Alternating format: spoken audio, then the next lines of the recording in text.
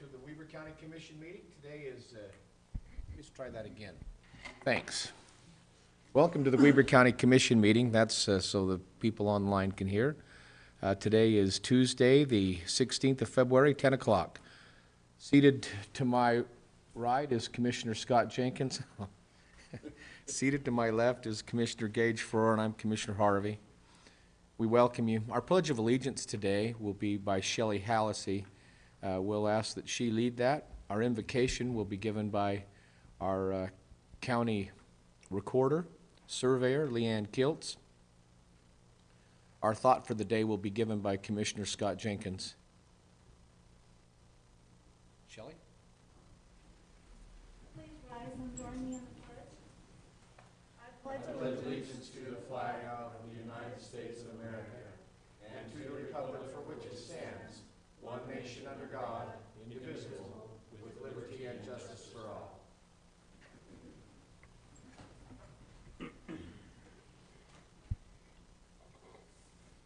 Our dear Heavenly Father, as we come to this meeting today, our commissioners, we're thankful for all thy many blessings, and we're thankful for the snow and the water which it brings to our county, and we're thankful for the faith that we have in each other, and we're thankful for our families and our friends. We're thankful for this opportunity and ask you to please bless and watch over us at this time as we make decisions concerning the people in our county, and we are very grateful for the opportunity in which we have to lead this county. We're thankful for the many veterans and that have served our country for the freedoms in which we have. Please let us never forget thy great love and what we're about. We say these things in the name of thy Son, Jesus Christ. Amen. Amen. Thank you. Commissioner? So, Bill, can you hear me in this mic now? Okay. They were complaining that I need to speak into it more. So I'm going to try today. Well, two things today in my thought of the day. First of all, the gals up in our office, Shelley, you do really a good job. And she's had this jar up there with the Hershey Kisses in it for Valentine's Day. And you had to guess how many were in there. And everybody gets a chance, and then if you get the closest one gets the prize, right? And so I'm going to announce the prize today.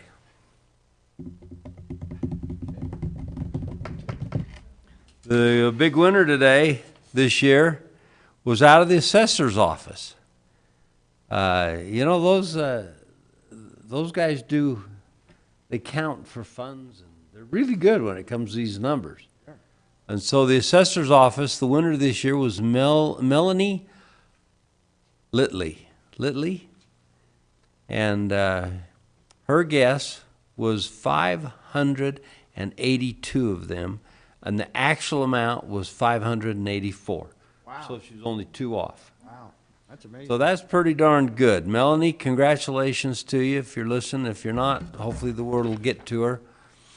And Shelley, thank you for doing that. It's just, you know, we don't spend much on this kind of stuff, and it adds a little zing to the floor and the office and the people around, and it just lets them know that we're doing things. Secondly, if you guys have noticed lately, the amount of people that are retiring out of here. You know, Scott Park come to us earlier this year and talked about offering a buyout and how it was going to save us $1.5 million. And we elected to do that. And I'm not saying that was a bad choice, because we will save the money. But, my gosh, we got some good people retiring out of here. We got a lot of them, and it was good for them, and I know, but I'm just telling you, I'm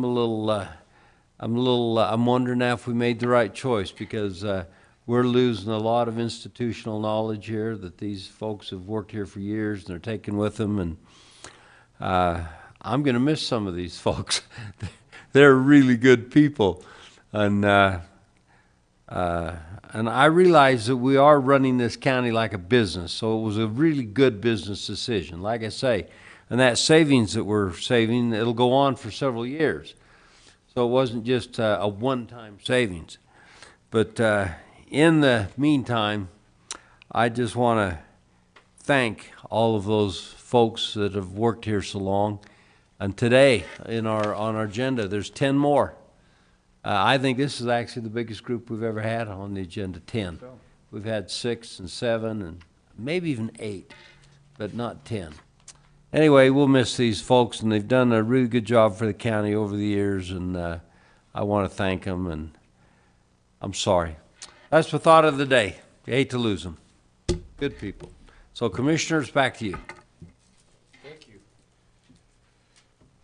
Okay, we're on, appreciate that. We're on item E, echo of our agenda today.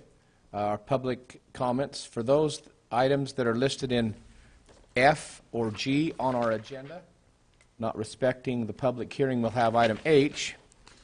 But item F and G, if you have any public comments related to our agenda today, we welcome you to the mic now. Seeing none from the audience, Shelley, none online. We'll move on then, thank you. Item F, Commissioners, if you would, our consent items. Item F is a request for approval of, F1 is a request for approval of warrants 3533 through and including 3552 and 456, 674 through 456, 795 and 69 in the amount of $759,081.99. Item 2 is a request for approval of purchase orders in the amount of $71,729 and 7 cents. Item 3 is a request for approval of minutes for the meeting held on February 9th, 2021. Item 4 is a request for approval of a contract by and between Weber County and Lindsay Parkinson for a Weber State University Communications Department internship. Item 5 is a request from the Attorney's Office for approval to surplus a chair. Commissioner Jenkins, I know those are your favorite items. Commissioner 6 is a request from the USU Extension Service offices for approval to surplus office furniture. Item 7 is a request from the Sheriff's Office, Kiesel Facility, for approval of 20 office chairs. Item 8, request for approval of retirement agreements by and between Weber County and the following individuals. This is what you mentioned, aforementioned, Commissioner. Jeremy Rock, Scott Edgeland, Cody King, Jerem Hyde, Dustin Anthem, Chad Christensen, Garn Seaver, Matthew Jensen, Eric Fry, and David Parks. Commissioners, questions regarding any of the items on the consent calendar today? Go ahead, Shelley. I just realized that there's a typo in number 7. It should be for approval to surplus 20 chairs. Very good, thank you. We'll go to that because that makes sense. Those approvals would have been in items 1 or 2. So commissioners, make with that a request to surplus the 20 office chairs. On item 7. Thank you, Shelley. Commissioners, any questions or statements regarding any of these? I do have one, Mr. Chair. Please. That attorney's chair, they want to surplus. It says right on there that it was serviceable, and attorneys are right here. I want to know why they don't service that. No, I don't care. I'm just giving them a hard time. You know, I give the Sheriff's Department a hard time about those chairs when they bought 100 plus here when I first started. And I'll never forget the sheriff, which was Terry Thompson, called me and said, Commissioner, he says, those people sit in those chairs for 8 hours, and he says, when they get up, somebody sits in that chair right behind them for 8 more hours. When they get up, somebody sits right behind them in that chair for another 8 hours. So he says, those chairs are set in for 24 hours a day for years. He says, 3 times longer than other chairs. And he says, they wear out pretty fast. So anyway, I'd relaxed after that because I thought that was a very good explanation of what happens to our chairs. They're used so much. So with that, Mr. Chair, I would be willing to make a motion, except you haven't gone to the... Okay. Commissioner Frohr, anything? No, I'm good, thanks. Great. Lynn, welcome. Great to have you here. Thank you, Commissioner. Overview of the largest items. We had 143 warrants totaling $759,000. The largest of these $385,000 or 51% were for the transfer station, covering hazardous waste and general disposal fees. $90,500 or 12% to the library for equipment maintenance, library books, and materials. For the purchase orders, the 10 items totaling $71,729. The largest of these were $22,500 or 31% to the sheriff for 9mm ammo, almost $22,000 or 31% to dispatch for CAD computer replacements, $10,000 or 14% to Golden Spike for food supplies, and $7,000 or 10% to Ogden Eccles for contracted labor and HVAC service calls. Everything else was less than 10%. Thank you very much, Lynn. Commissioners, does that bring up any questions? Just one thing really quick. Mr. Wilkinson, since you're right there front and center, 5 and 6 years ago, if you'd come to the mic real quick, 5 and 6 years ago, how much was the transfer station losing a year? Over $100,000 to $200,000. And how much were they in the red? Over $1 million. So I want to just compliment, you know, there was a big expense this time about hazardous waste and things, but I wanted to compliment the way you, Sean, and under your direction, Commissioner Jenkins, how the change of operation in business has gone at the transfer station. In the last 4 years, how much are we in the red now? We were over $1 million. What are we now? We are not in the red. I couldn't hear you. And I don't want to speak for Scott Park, but we are not in the red. Great. Are we losing money now at the transfer station? We are not losing money. We have been in the black for the past several years, and things are going very well. So is it safe to say then that the transfer station's being operated like a business, and now taxpayers aren't having to fund that out of their property tax? That's correct. And it is an enterprise fund, so it's important that the transfer station generates its own income so it can pay for its own expenses. Very good. Thank you, Mr. Wilkinson. Thank you. Commissioners, any comments?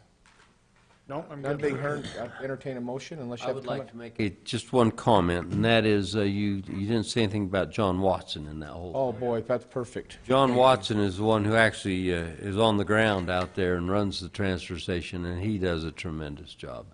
John is he's, you know, principally for all intents and purposes, he's the one that's turned that around. And we've worked hard, tried to give him what he needed to do what he felt like he had to, and as a result, I just tip my hat to him. And, you know, we probably won't have him out there more than a year or two longer, but I'm just telling you, done one tremendous job. You know, Commissioners, 5 and 6 years ago, I'd never go to our transfer station. The process out there was just antiquated and slow and hard and expensive, and it was hard for me. But I'll tell you, I'm there now at least once a week, getting rid of stuff, and the process is really smooth and nice, and the people do a great job out there. I didn't make the item, our consent items all about the transfer station, but since that was such a large expense, those costs coming in to the transfer station or those costs going out on that particular case were already taken care of on the front side by the people who were getting rid of them. So that's the way it should be now. So great. Commissioners, I'll entertain a motion for the consent items. Item F. Motion to approve all the consent items. Have a motion? I'll second that. Great. I'll place that motion for consideration. All in favor? Aye. Aye. Aye. Motion carries. Thank you. We'll now move on to item G, like golf, our action items. Our first one with Cameron McCarty is a request for approval of the final reading of a Weber County the ordinance fee, which Commissioners should be ordinance number 3, the amendment to the updated Sheriff's Office fees. Cameron, welcome. Good morning. Welcome. Thank you. I don't have any updates for this ordinance to report. So it's a continuation of what was there. You're just, These were presented, Commissioner, Yep. I think last week. or yep, the week oh, that's before. right. Yeah, No updates to report. yeah. No changes since those. Great. When you're ready, So this is Mr. the Chair, second hearing. Go ahead. I would make a motion on the final reading. We heard actually this a week or two ago, That's it. to approve Weber County Fee Ordinance 3 amendments to update the Weber County Sheriff's Office fees. Have a motion? Second. And a second? I'll place that motion for vote. All in favor? Commissioner, oh, excuse. It's an ordinance, so it's sorry. Fatima, go ahead. Commissioner Faur, Aye. Commissioner Jenkins? Aye. Chair Harvey? Aye. Thank you, Fatima. Sorry about that. Great. Thank you, Cameron. Good luck to you. Cortland, our item 2 is a request for approval of a contract by and between Weber County and Laurie Shingle for transcription services. From our attorney's office, Cortland Erickson. Thank you, Commissioners. The county occasionally has need to have a meeting or a hearing transcribed, typically for a court appeal. And so we went out and got bids from 3 qualified transcription service providers. The lowest bid came back from Laurie Shingle. And so what we have here today is a 3-year contract that locks in the price for those transcription services. And we present that to you for, with a request for approval. Very good. Thank Any you. questions? Any questions for Mr. Erickson, Commissioners? No. None being heard, I'll entertain a motion. This is in my portfolio, but so if one of you could help there. I'd be glad to make that motion, Mr. Chair, that we approve the contract by and between Weber County and Laurie Shingles. Second. I have a motion and a second. I'll call for that vote. All in favor? Aye. Aye. Motion carries. Thank you. Thank you, Mr. Erickson. Mr. Olson, item 3 is a request for approval of a contract by and between Weber County and Brigham Implement Company, Inc., to contract 2 tractors for 3 years in exchange for signage placement and facility sponsorship. I'm kind of excited about this one. Duncan, welcome. Me too. It's Brigham Implement. Brigham. Thank you. Last fall we were kind of ending with Stoats, and we got excited because Kubota was kind of wanting to be involved at the fair, and we were trying to do the same type of contract with them. Their corporate office wasn't really loving the idea of leasing us tractors for that cost. And so we were kind of rocking a hard spot, and Brigham Implement came to us and said that they would love to be a part of the Golden Spike in the fairgrounds. And so we worked out the deal where we're paying $500 per tractor for the year. That's in trade for some signage, some sponsorship opportunities at the fair, on the fairgrounds throughout the entire year. They'll rotate the tractors and keep those hours low so they can turn around and sell them. But they are super excited to be a part of it, and we're super excited to have them with us. Great. Thank you very much. This is a wonderful contract, and I appreciate you perpetuating these agreements. It makes it, Commissioners, and so our operating expense are minimized at the fairgrounds. This is super great. And this one we actually get 3 tractors, and so we have Wow. the one that we throw our tiller on to work the boxes and the alleyways. they have one for that as well. So we have 3 tractors, which is awesome. Super. Commissioners, questions regarding the quack with Brigham Implement? No, it sounds like a great idea. Appreciate it. Great. Good Super. business decision. Thank you. Thank you, Duncan. Entertain a motion. Mr. Chair, I would move to approve the contract by and between Weber County and Brigham Implement Company to contract 2 tractors for 3 years in exchange for signage placement and facility sponsorship. Did you say 3 tractors? Yeah, they actually Do we need to change that to threw 3? a third one in, and so if we need to ratify that, we sure can. Okay, so I'm going to amend my motion to have 3.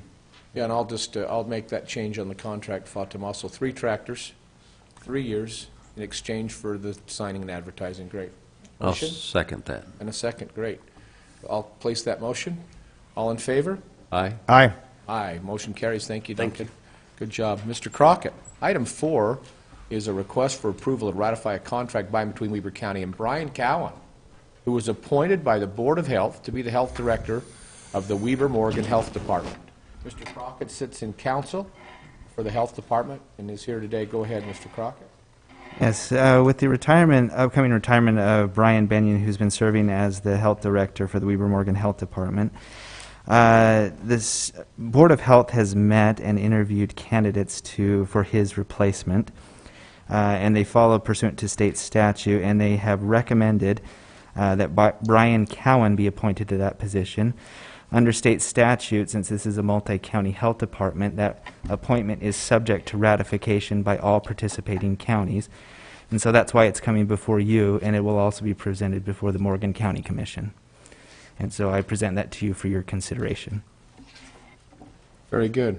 Commissioners, any questions? Commissioner Farrar, this is in your portfolio. Yes, thanks, Mr. Chair. So I actually was involved with this process from the interviews forward, and there was, I believe, 5 or 6 of the Board of Health members that were on the interview committee. So this process was taken very seriously. I think we started out with 8 or 9 candidates, narrowed that down to 3, did additional 1-hour interviews with those 3 potential people, and Mr. Cowan was the one that was, I think, pretty much unanimously selected by that interview committee to serve as the new director. And so I feel confident that Mr. Cowan will be able to take the lead for the health department and move us forward as we go through some important issues in the next, especially the next 6 to 12 months. So with that, Mr. Chair, I'd be happy to make a motion. Please. So I would make the motion to approve, or excuse me, to approve and ratify a contract by and between Weber County and Brian Cowan, who was appointed by the Board of Health to be the health director of the Weber Morgan Health Department. Have a motion. I will second that motion with the comment I had a chance to sit down and interview Brian Cowan as well, and I'm supportive of this action. Thank you very much. That makes 3 of us. Good him, and we look forward to his progressive leadership and support and sustain him. With that, Commissioners, I'll place that motion for a vote. All in favor? Aye. Aye. Motion carries. Thank you. Thank you, Mr. Crockett. Ms. Kiltz, we knew you'd have time at the mic today. That excites me so much. So much.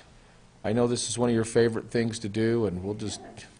Item number 5 is a request for approval of a contract by and between Weber County and co-file to restore the Recorder's Deeds book. This is super great. Did you happen to bring one to show us? I didn't. We've seen them many times. You've seen them. Great. Thank you. Go ahead, Leanne. No, this is the company we had co-file back in 2018 come and assess our books, and this is just the final. We've been kind of breaking it off in bits and pieces, and this is just the final installment to be. Pull that mic a little closer so we make sure we hear you. Thank you. Yes. So great. You know, I think, Commissioners, one of the great things that Weber County enjoys, and not all other counties, is our history of some of these records that have been recorded since property was property in Weber County. And you have some of those really old, 100-plus-year-old records. Yes, there's a lot of them. And they continue to upgrade those into a digital form. Oftentimes in presentations, we're able to compare what was recorded 100, 120 years ago and surveyed 100, 120 years ago. I've seen that many times, versus as they go throughout history. It's been very helpful for us. Thank you for the job you do, Leanne. Commissioners, any questions for our County Recorder, Leanne Kiltz? This was in her budget. It'd be great. So, Leanne, with that, I'll place that. I'll entertain a motion. I will make that motion, Mr. Chair, that we approve a contract between Weber County and co-file for the restoration of the Recorder's Deed books, especially knowing that it's going to be the last one. So this is good. Congratulations. Thank you. Great job. I'll second that. Great. You have a motion and a second. I'll place that for a vote.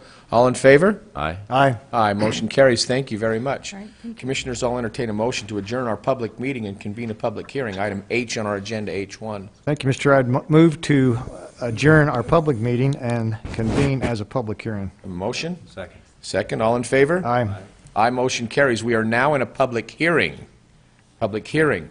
So we'll now hear item number H2. Mr. Perks, a public hearing to consider and take action on a request to vacate several public utility easements located on lots of the Uinta Highlands subdivisions number 6 and number 7. Mr. Perks, go ahead, please. Good morning, Commissioners. The Planning Division received an application to vacate several public utility easements that are to the side and the rear of lots within Ryan's Circle in the Uinta Highlands area. They're part of. Make sure you speak right into that mic again, You got please. me here? Thank you. Yeah, so those are subdivisions number 6, 7, and 8 of the UNA Highlands. And the request was submitted by multiple applicants as a joint application. It includes the majority of that cul-de-sac minus Joby Shock, who is on the corner of Skyline and Ryan Circle. As you'll recall, he vacated his rear easement a couple of months ago through a very similar process. And so this is the rest of those residents kind of following the same process. What was requested, again, was a side and rear easements, and after review by our engineering department, as well as letters submitted by Rocky Mountain Power, Questar Gas, and UNA Highlands Service District, staff recommends that we vacate some, but not all of the requested easements. The easements that are not recommended for vacation are those that back up against Comby Road, and also a couple of the side easements that have some stormwater infrastructure in those easements already. So we have prepared an ordinance to vacate those recommended by staff, should you choose as a commission, but we don't see that the vacation of these easements will impact the area or be detrimental to the public. Do you have any questions for me on that request and the staff recommendation? Commissioners, any questions for Mr. Perks? Just a follow-up question, if I might, Mr. Please. Chair. So on the ordinance is prepared, does it designate those that our engineer and Rocky Mountain Power, et cetera, were not willing to vacate? It does. If you look at the ordinance, the attachment there, the exhibit to that ordinance, we do show the easements that are recommended for vacation. And those are the rear easements of lots 8, 9, and 10 of UNA Highlands number 6, and then also the rear easements for lots 12, 13, and 14 of UNA Highlands number 7. The rest of the lots, so 15, 16, 17, 18 of UNA Highlands number 7, lot number 20 of UNA Highlands number 8, and then lot 11 of UNA Highlands number 6 have easements that are not recommended for vacation. Got it. Thank you. Commissioner Jenkins, any comments? None. Okay, appreciate that. Very good. Anything else, Mr. Perks? That's it, unless you have questions for me. Thank you. No, we now move to item number 3, our public comments. We have a couple of landowners in that subdivision. We'd ask that you limit your comments to 3 minutes. Would either of the two of you like to speak to this? Mr. Waterfall, welcome. If you'll state your name and your address for the record, please. Thank you, Commissioner Harvey. I'm Scott Waterfall. I live at 2060 Ryan Circle in Weber County, and I filed the petition for myself and other members of the community along Ryan Circle for the vacation of that easement. You might recall it was the end of September last when I appeared on behalf of Joby Shock, who petitioned, and the commission granted his petition to release the rear public utility easement on his property, and I inquired about, well, we've all got it and we're all using it, can't we get this cleaned up? And I was referred to the staff. Mr. Grover indicated that when the subdivision was filed 28 years ago that was a requirement to designate a public utility easement, but they don't do that now. And he informed me of the process, and in meeting with Scott Perks, who's been very professional, he told me what the process was, and he said if you want to speed it along, contact the major utilities, the water, the gas, and the power, and they'll submit letters. We'll get this done at the commission meeting. In October, I contacted each of the utilities. The gas company was forthcoming promptly with releases of all their claims. The water company as well. Nothing from Rocky Mountain Power. I petitioned them again. I made phone calls. I sent emails. Went on for 3 or 4 months. All the time waiting to file my petition and pay the $650 fee. Still got nothing from Rocky Mountain Power definitive. Filed the petition, and then immediately Rocky Mountain says, well, we're going to release on some and release on the others. I got that letter at the same time you got the letter. So I've asked why they're objecting to the ones along Comby Road, and haven't got an answer. The bottom line is, it's been 28 years. There's been a new road, Skyline Drive, that's gone in. All of those lots are serviced by utilities, all the utilities through the public road, Ryan Circle. Rocky Mountain Power uses Comby Road for power lines now.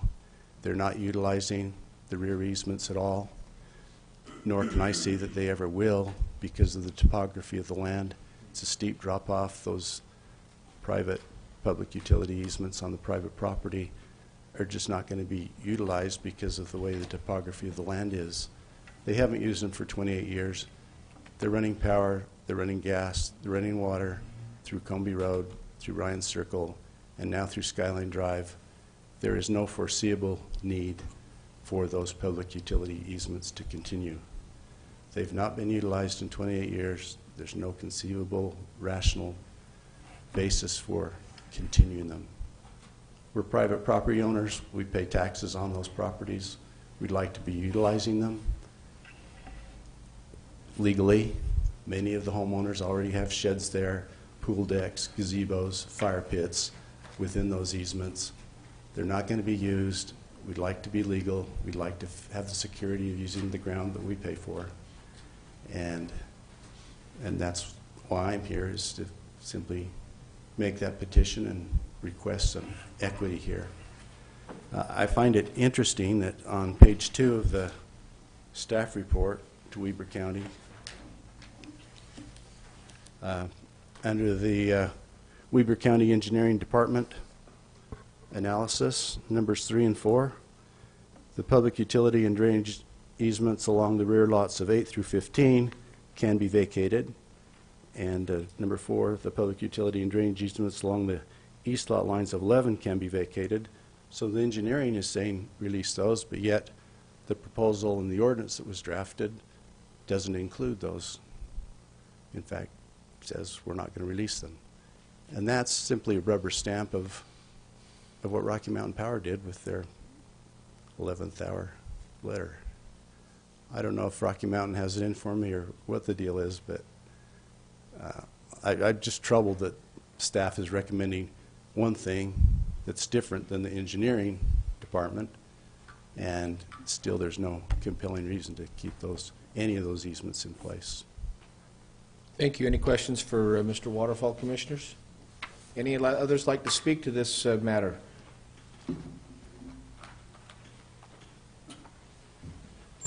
Very good. I'll